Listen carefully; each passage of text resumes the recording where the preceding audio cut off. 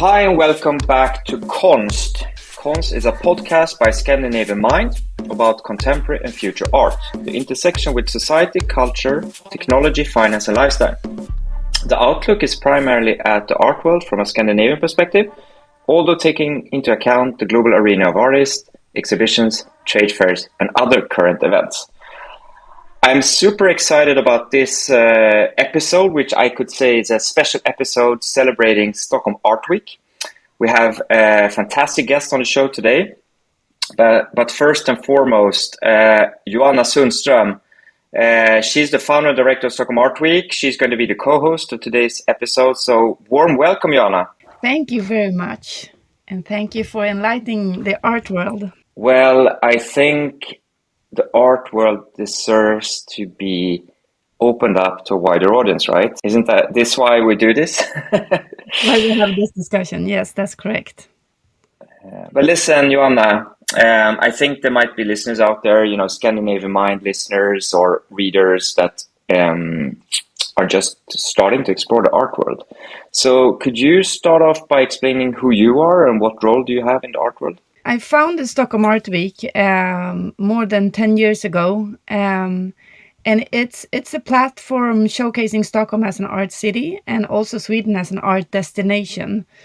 So the whole idea, it's of course not my idea from the beginning. I mean, we can see art weeks all over the world, but it's getting more and more common. And often it's happening at the same time as a key fair. In this case, we have Market Art Fair in Stockholm, but you can see it in London during Frieze or in Basel during Art Basel or Berlin during the ABC Fair. So that's why we have Stockholm Art Week, because the fair is connecting art galleries, contemporary art galleries, during just a few days.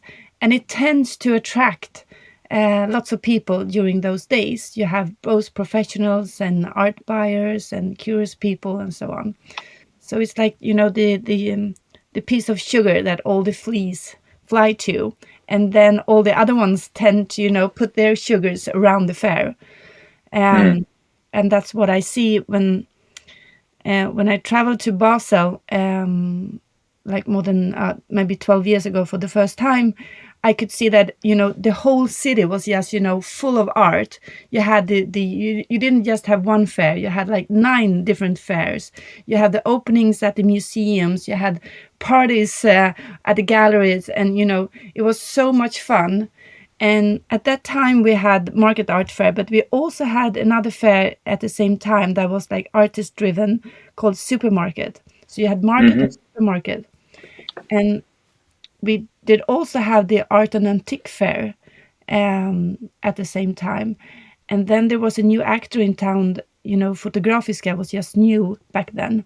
And they decided to also have a fair, a photo market. And then it was like, disrupting, this city is too small. We can't, work together. We need to focus. Everyone needs to do what they're best on. But then I decided to gather all the fairs and also the museums and some galleries to see what we can do together. I'm just curious, what would you say makes the Stockholm Art Week stand out, or let's say the Scandinavian art scene stand out in comparison to other global fairs? I mean, you mentioned Basel, Art Basel, right?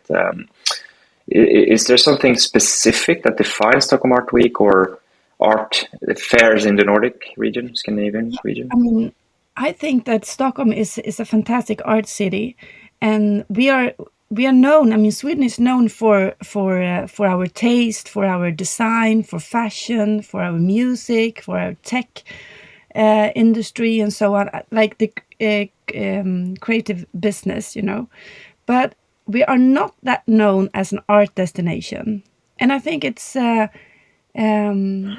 not fair because we have, lots of top galleries that are active on an international scene. And we have a museum of modern art that is well known over the borders. And we also have lots of private private art institutions and art spaces like, Fotografiska or Magasin 3, Sven Harris. It's like really top, Bonniers Konsthalle. They're top level. So we should be better to talk about Stockholm as an art city. But do you think that the visitors during the Art Week are, let's say, different from other cities or countries? Is the typical, let's say, citizen of Stockholm into art? Not really. I mean, if you go to Basel, you can't. I mean, if you haven't booked a spot on the what do you call it, on the airport for your private jet, it's impossible to get a spot because everyone is flying there. We don't have that problem in Stockholm, but we do travel for art and we visit Stockholm during these weeks, I would say. But we are not that. I think we have a lot to learn and lots of things to do to attract more people to the art world. That's the basic thing why I do Stockholm Art Week, to open up the art scene to more people. So let's say that I'm listening to this episode, I'm getting curious about Art Week, I'm getting curious about art. Where do I start? How do I learn more about this? Yeah, I would say I have some tips. I mean, first of all, look at we have a web calendar that you can see what's going on. And second, I mean, my best tips is always because you can't learn about art.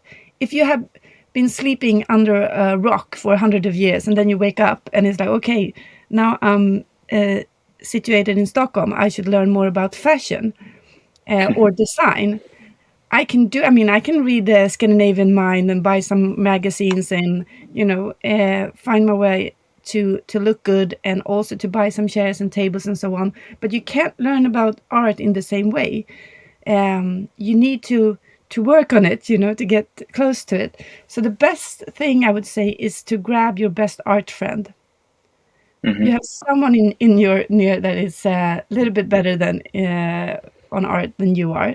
Then have an art friend. I think that is the best way to read a book. Okay. So find a friend or read the calendar, and then you can start with. The fair is good. You have this year. You have 38 participating galleries at the Market Art Fair, so you get a good knowledge about the gallery scene, and you have participants from all the Nordic countries. But also the auction houses, they have contemporary art. And it also gets you a good, feeling on what's going on. And I know that we have Sylvia from Wetterling soon coming in. And she has another point. They look different on the second market, like the auction houses. But that's the story. But I think it's a good way, to get to learn what's going on. And also, don't be afraid. Be curious, and also allow yourself to have fun, because the art world is fun. It's fun, fun, fun. Without art, I would be crazy, I think. I know Marie-Louise Ekman. She's now showing her art at Anna Boman Gallery. But she once said, like, without art, I would be mental ill or criminal. So art is something that you can use. It's like someone reads books or they listen to music, or it's to find themselves or reflect what society we are living in. And that's the same with art. It's not that difficult. You don't need to understand it or love it or like it even. I mean, you can just have it and reflect yourself through art. I'm very happy that you brought up the fun and the joy of art, because at first I was a bit scared when you said that, it's hard to get into art. The thing is, this is also why I want to do this podcast, that, I want to make art more accessible to people, to find a new audience. I think I agree with you. Art should be fun. It should be accessible to everyone. But my experience over the past 20 years is that the art world is sometimes quite difficult. There are a lot of rules or unknown rules. It's a small community, and sometimes I feel that the art community is, let's say, maybe less accessible than the fashion or design community. What are your thoughts on that? I mean, how can we open up the art world? Yeah, in some point, I totally agree with you. And I think, but it's like an invisible fence that we are feeling that we have, but it's not there. I mean, all the galleries are open, all the galleries are for free, and the galleries are there, and they really want to tell you about their shows and what they are exhibiting. So I think that's a feeling that, I mean, so first of all, it's not that closed as you think, but then of course you have different levels. But I would say once we invited Georgina Adam, she's like the editor-in-chief or editor-at-large at the Art Forum. She's really, she's like Devil Wears Prada, Meryl Streep thing. But power player. she's a really, really power player. And she was like so serious and talked about the art world. And she showed us figures, the art world is going up and the Asian market is going up and the art world is going up, everything. But then she just, got so silent and she said, but you know what? Do you know why all the figures is going up? Because they have the best parties.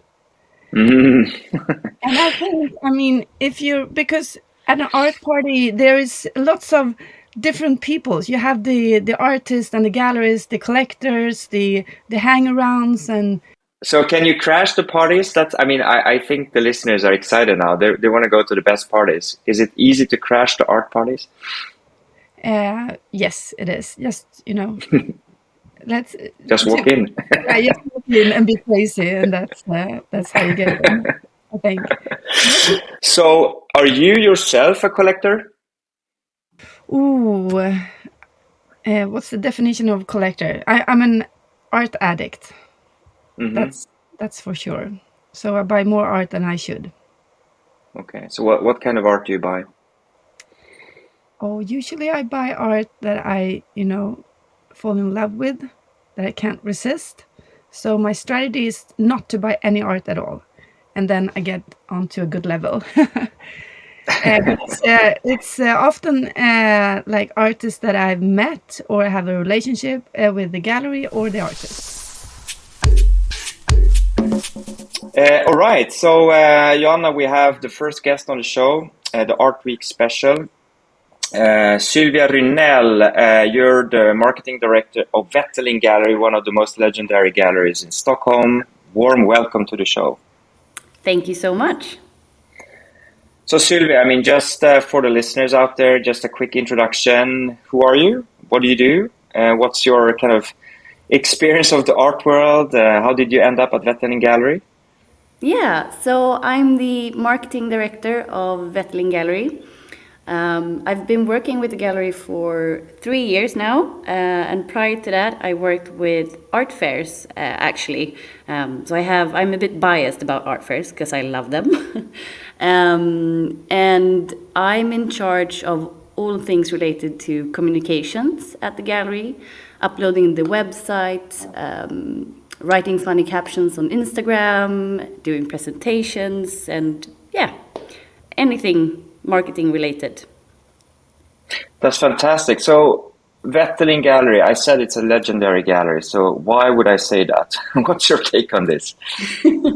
Well, I would say that you are completely true about that. The gallery was founded in 1978 by Björn Wetterling, and he's still around in charge of the gallery operations. And the gallery started out by bringing international artists such as Frank Stella, James Rosenquist, Robert Rauschenberg to Sweden, and mainly selling their graphic work. And later on, the gallery has developed into more of a multi-program, exhibiting both Swedish artists and international artists alike. So it's actually legendary, I would say. And Joanna, as a kind of central figure in the Stockholm art space, what's your view on Wetterling? I think Wetterling is standing out. They have their own profile, and as Sylvia said, all the international names that Björn Wetterling have brought to Sweden, we should be very, very thankful for that. And now they have a good mix with emerging artists and also the big names. And it's located, in Kungsträdgården in Stockholm, so it's very central spot as well. And that's actually something, Sylvia, before you joined, we talked about kind of the accessibility of the art space to a wider audience. And I'm just curious from your side, from the commercial side of things, why should one buy art? And, what's the barriers to buying art? And do you have any tips for first-time buyers? I do, actually. I have a lot of tips. As I mentioned, I used to work at art fairs. So I would say like the first tip I have is to visit art fairs, whether it be a market art fair or affordable art fair or any other art fairs around the world, because it gives you such a great overview on what the artist what the gallery has brought to the art fair, and it's such a great way to get a lot of art in a quite small space. And other than that, I would really recommend speaking with the gallerists. We, as a work, we try to learn as much about the artists as possible, and we love to share that knowledge. So please do speak with us. And I think it's a great misconception that the art world is, snobbish and tricky to get into. Just speak with us. We're actually quite nice. So, yeah, that's a great start. And also buy what you love. Avoid trends and what's trendy. It's a work that you are going to have on your wall for a long time. So buy something that you really fall for, whether it be that makes you happy or sad or challenge you or, just sparks some kind of emotion. That's something I try to kind of dissect with Joanna, and when what kind of art she buys, and then you came into the show, so you were lucky there, Joanna, to not go deeper into that. But I agree with you. Buying with emotions is good, but what about buying as an investment? Oh, that's so much trickier. I would say that's something that you should avoid, because it's so hard to know which artists and what artworks is gonna, make it in the end, or being an investment. It's the same when buying stocks or investing in any firms. You can't be certain about the outcome. So I would say first buy what you love, and then if you're really into it, then you can buy for investment. But then you're, on your own if that hits or not. I can ask you, I'm just curious. There are a lot of companies now that are using data from auction houses and galleries around the globe, monitoring the art market and creating a lot more structure around investing in art. Yeah. So there is this kind of professionalism around investing in art, and with its pros and cons, obviously. I know there is a lot of criticism from the art world that there are now, let's say, pure art investors just using art as investment opportunities, seeing it only as assets, not buying with emotions, right? Yeah. Is it only negative, or could there be something positive coming out of this? I would say it's, of course, a double-sided coin. Of course, it's not all negative. If you buy something with the hope that it will be an investment and it turns out to be right, that's super, both for the artist and for you as a collector. But mainly buying for investment purposes. As you will notice with anyone working within the art market, we are so passionate about our artists and what they do, and we want to highlight their careers and make their careers bloom. And if people are buying works for then flipping it, it's not our main purpose. So we want our purpose to be the same as the collector's purpose, I would say. So I'm just curious, Sylvia, since you're running a gallery operating in Stockholm and also having a big presence in Scandinavia. So what's your take on the Scandinavian art scene? Which are the interesting emerging artists, and what makes Scandinavia stand out, let's say, globally?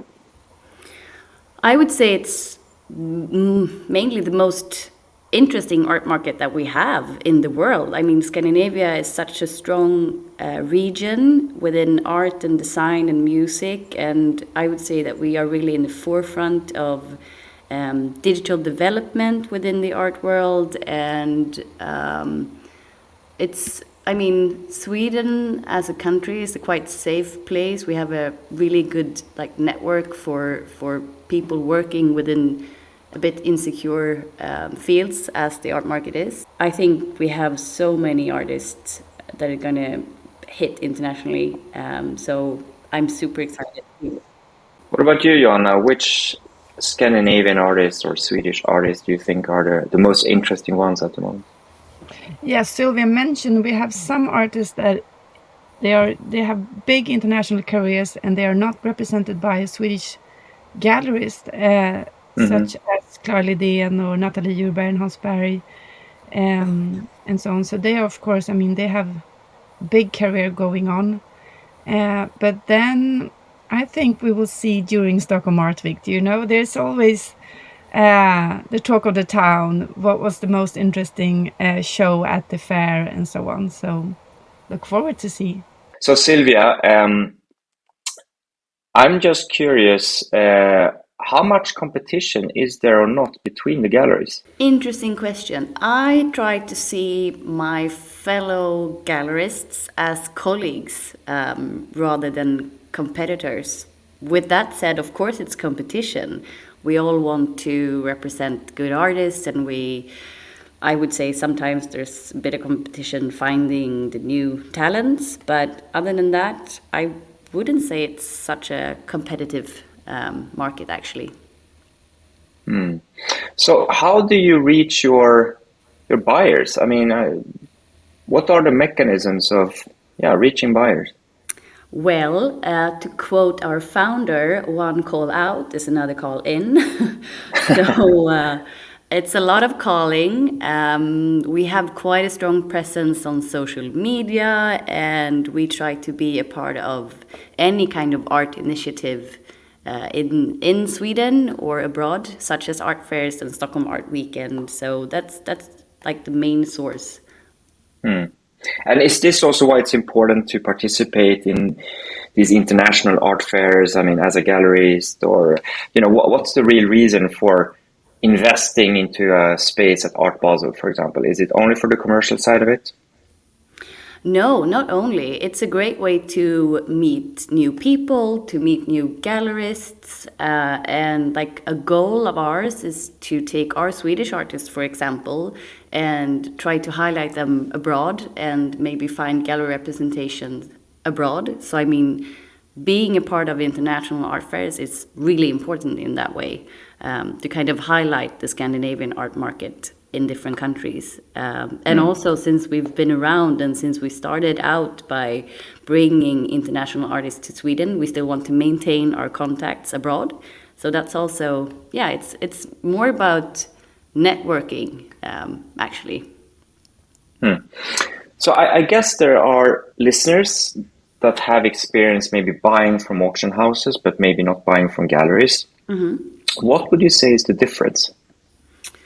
Well, the main difference is that when you're buying from a gallery, you are buying directly from an artist in a way. I mean, our goal is to make the artist having a proper career and living out of their art.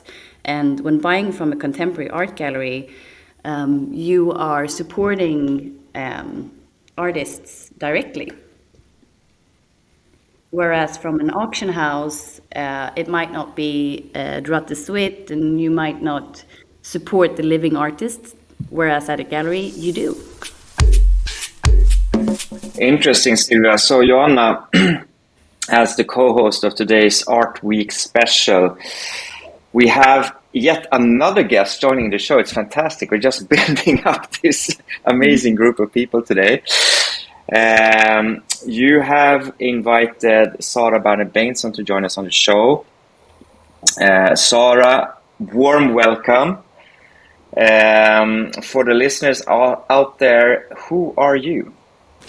Hello, hi. Thank you for inviting me. It's a pleasure to be here and speaking with you. As said, my name is Sara. I am the director of Market Art Fair, which is the leading contemporary art fair in the Nordic region, taking place very shortly in the weekend, the 29th of April to 1st of May.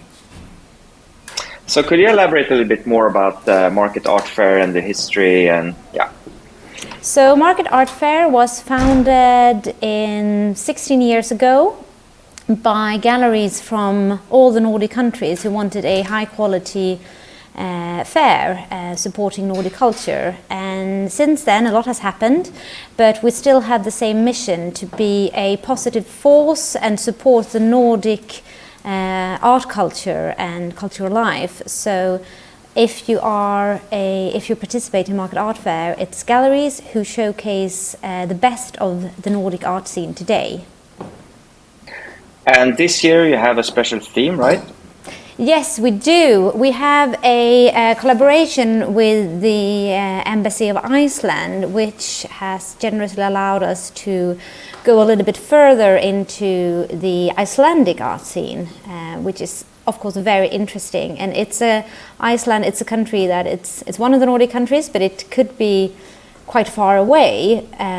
So I think this is a great possibility to get to know that art scene a little bit more. So in this year's fair, we have a great Icelandic gallery. It's called I8. It's located in Reykjavik, but it has a very large international following and participation as well. And they work with several very well-known Icelandic artists, and we also have several artists participating with other galleries as well. So for this fair we have the Icelandic artist Ragnar Kjartansson that is going to be presented by the gallery Borch Editions from Copenhagen, and I8 gallery is presenting works by Olafur Eliasson and also Arna Ottarsdottir, and the Swedish gallery Larsen Warner is presenting works by Shoplifter, whom, I mean, I think the audience in Stockholm might recognize her from that she did a solo exhibition, which was the inaugurational exhibition for the reopening of Kulturhuset. And I think if you don't know of her, you probably, if you see an image of her works, it's these fluffy things that looks like, I don't know, like feather dusters or something like that, very colorful works. So she's coming to Stockholm actually, and she's going to be part of the program in a talk together with another Icelandic artist, Egil Sæbjörnsson, who's going to be in a conversation during the fair about their practices and being an Icelandic artist. So, I mean, this sounds super exciting, and I guess our listeners are also really excited, but is everything open to the public, or is it only for professionals, or? Yes, the fair is absolutely open to the public, and I think that's something that's that's something great with the fair, that it gathers both the professionals and the very serious art collectors, as well as the just art-loving public. And it is a small entrance you have to buy a ticket to visit the fair. It's very easy. You can just do it for our website. It's not a very big price, but actually the talks program is for free. So you could access the talks program even without buying a ticket to the fair, but we of course hope that you will want to do that as well. So this is actually a question to all of you. So, I mean, we're coming out of the pandemic. So in the past 2 years, obviously a lot of the physical art fairs and trade shows and a lot of the galleries were closed. Then these kind of online viewing rooms were introduced as an option, and there were a lot of explorations in this kind of digital space, kind of hybrid experiences of art and trade fairs and art fairs, etc. But what's your take on this? I mean, are we going to go back to how we experienced art, let's say pre-pandemic, meaning only physical, or are these kind of online viewing rooms or the digital experiences of art, is that going to stay? I mean, let's start with you, Sara, and then let's hear the rest of you as well. Yes, so I think it's quite twofolded. I think nothing beats the physical meeting with an artwork, and also the art world is also a very social group of people. So people will definitely want the aspect of having, seeing each other in person, seeing the artworks in person, and it's becoming a little bit of a more like a social gathering and event. So that's not gonna go away. I think that's now more than ever is really strong, that people really want to come back and get together. But at the same time, I think the art world was pre-pandemic, it was a little bit behind in terms of digitalization. So I think the pandemic has in many ways helped us with getting the sort of the need for having good digital options. And so I definitely think that some of these fixtures are here to stay, like digital viewing rooms and so on. However, I think that their importance, they can never beat the physical meeting. Sylvia, what do you think about this? Kind of running a gallery. Yeah, I'm nodding along here. I think that Sara really has a point in this, and I think that I can only speak on behalf of my gallery, but we've been really longing for art fairs to take place again because it's such a great way to meet people. However, I think that it's going to be a hybrid moving forward with digital online viewing rooms supporting the physical experience. Joanna, I mean, you're traveling the world quite extensively. You have experienced a lot of different trade fairs, art fairs, etc. Do you see advantages with these online viewing rooms, or do you agree that art is best experienced physically?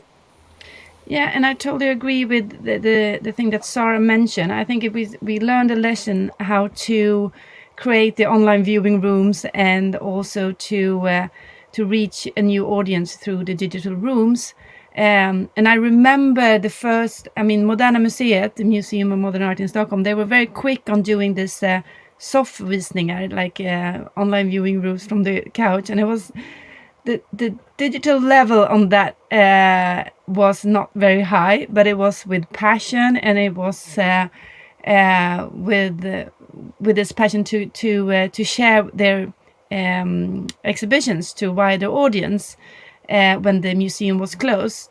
So I think we learned a lot about it, but still we would like to travel. So now before Art Week, we have the Venice Biennale coming up.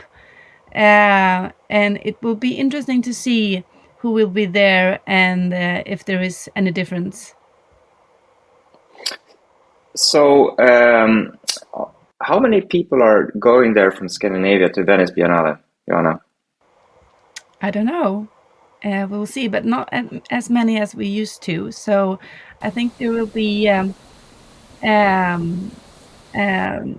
not that many people going. No. And Sara, do you usually go to the Venice Biennale? Yes, I actually do. I'm not going this year because it's just the week before the fair.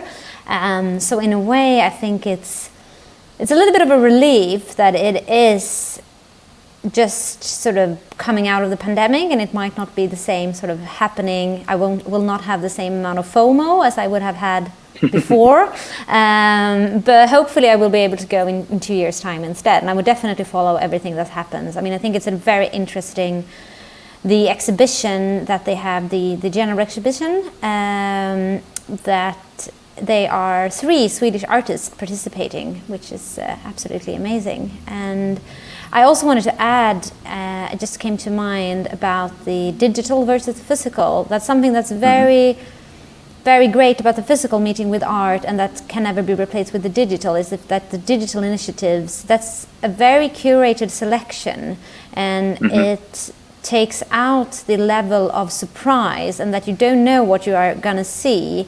And that's something that the physical meeting with art, if you visit an exhibition or if you visit a fair or if you visit a gallery, you might not know what to expect or what to see. It's not something that you search for deliberately, but it will be something you discover. So I think that's something that it's very sort of, if you just look at art online, you will probably only see sort of your search history, what's tailored to your needs. And I think that's something, one of the great things with art, that it can surprise you and it brings you new perspective.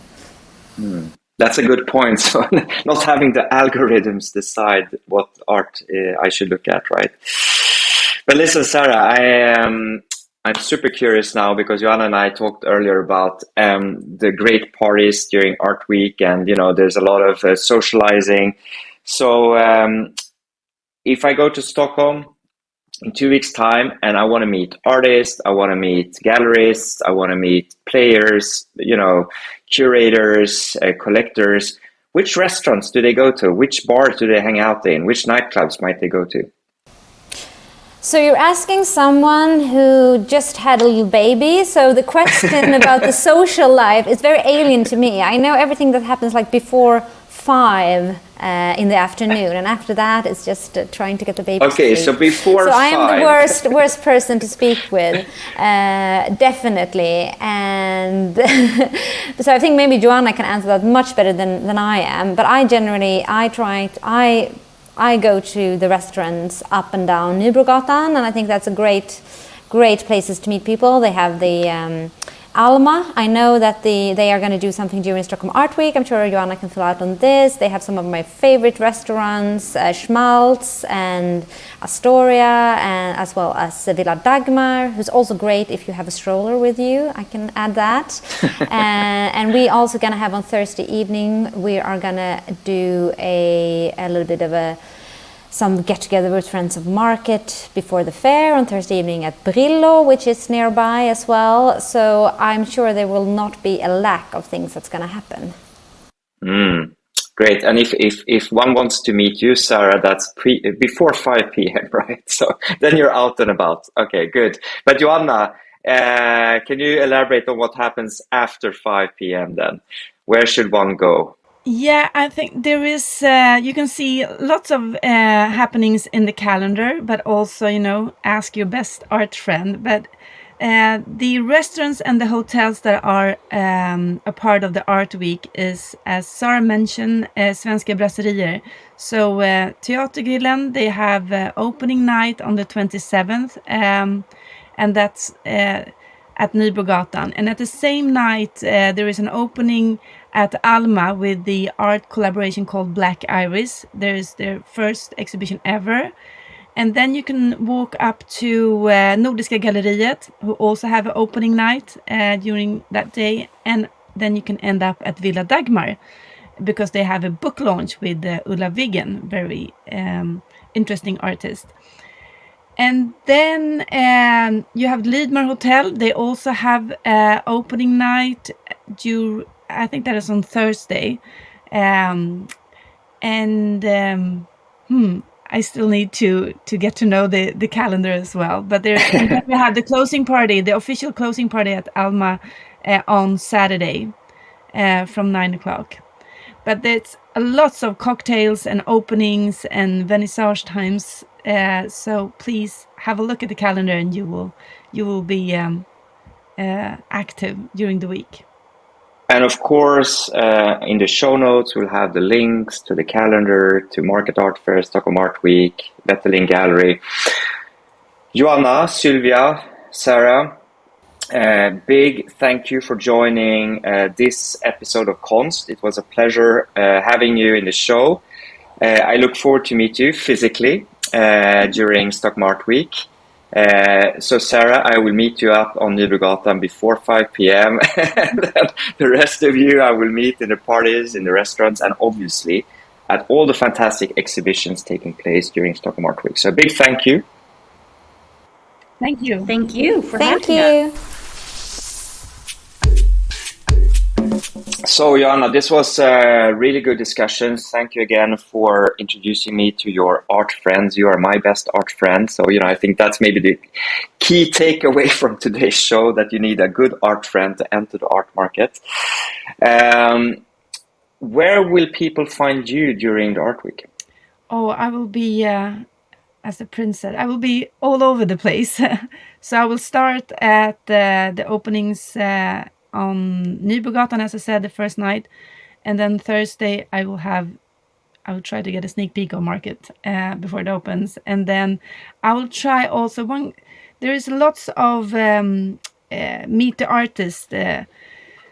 So I think that is, if you have a look at the talk program, I think it's very interesting, to get close to the artists. And I will try to be as many artist talk and openings as possible.